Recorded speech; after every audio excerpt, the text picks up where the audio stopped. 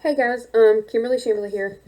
For my first book review, I did The Last Voyage of Columbus, by Martin Dugard, and it was published actually, the paperback was published in May of 2006, but before the paperback, it was June of 2005.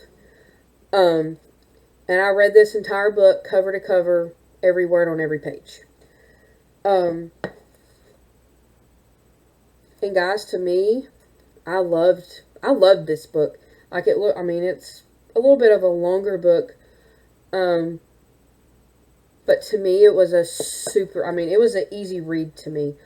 Um, I enjoyed reading it. I honestly, when I was reading it, I didn't even want to put it down. Really, I mean, of course, I had to, but it didn't take me long at all to read through this book.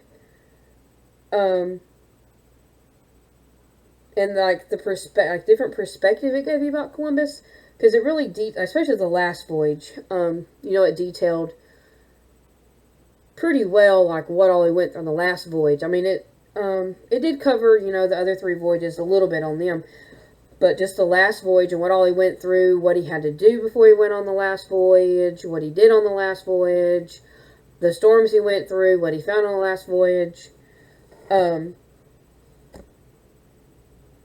but overall, I mean, guys, loved it.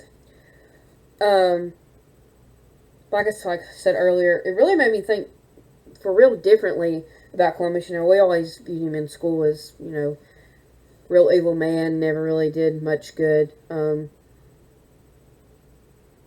mean, he was, he did do some mean, evil things, but there are a lot of, good things that he as well did. Um, Something else I love about this book, um, it wasn't on every chapter, but most chapters, let me pull up a chapter, it would, after the chapter, it would give you a date so you knew what date and month that it was talking about in the book. So it kept you kind of helped you kind of keep up with a better timeline of when everything was happening on his voyage, and when it happened and when he sailed and when the storms and stuff came. Um, Another thing I like, I mean, this might sound kind of silly, but I liked, for the most part, most of the chapters were shorter to read. So, like if I was like, oh, I have, 30 minutes to sit down and read, I read a couple of chapters, I knew that I could finish those couple of chapters, because they were shorter chapters, because I'm not one that likes to stop reading in the middle of a chapter.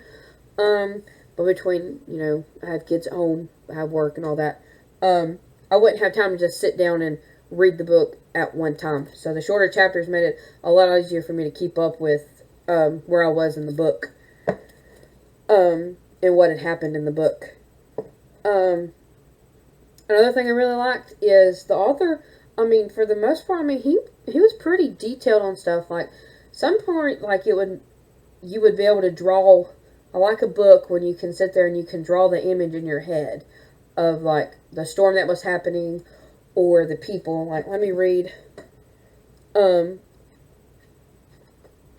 this one small passage for you, like to show you a little bit of how detailed he is. But it says, these Indians, as I have said, are all very well built, tall, and with finely proportioned limbs.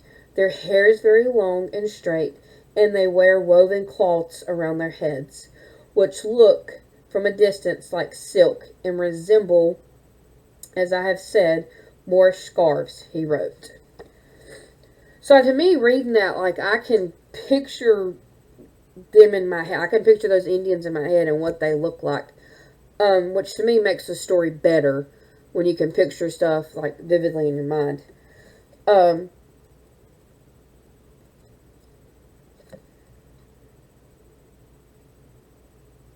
but overall, got like fun, easy to read. I would highly, if you didn't read this on your first book review, read it on your second, because it's an easy read. You'll love it.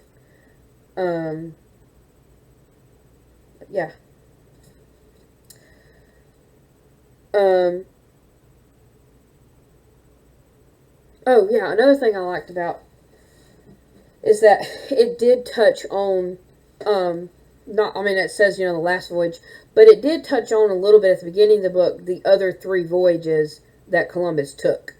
Kind of gave you like a small background of the other voyages, going into the last voyage.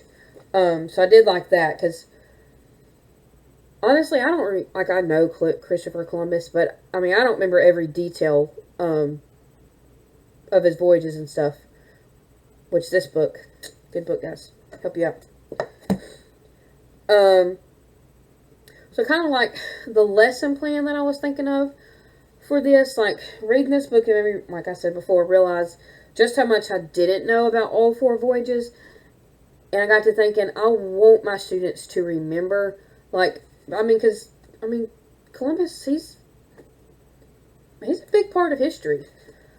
I don't feel like we always spend as much time on Columbus as what we should have, in school. But to me, I feel like when I was reading it, I would want my students to remember, like, especially the big highlights of each voyage, why he took those, voyages, where he went on those voyages, what year it was, people he took, the boats he took, the big highlights that happened during the voyage, what he found. So as I was reading this, I was kind of, trying to develop lessons. I did Google some, trying, help out. But kind of lesson plan that I kind of came up with would be, I would break up my class into 4 different groups, and each group would be in charge of a different voyage that Christopher Columbus took. And they would all get like a big map, and they would map out the voyage, where he started, where he ended, what year it was. And then they would do like a small, I guess probably like bullet points of what year it was, who he took, what boats he took, what he found, where he went, things like that of the voyage. And then after they did that, I would have them present that to the class, like all the information that they found.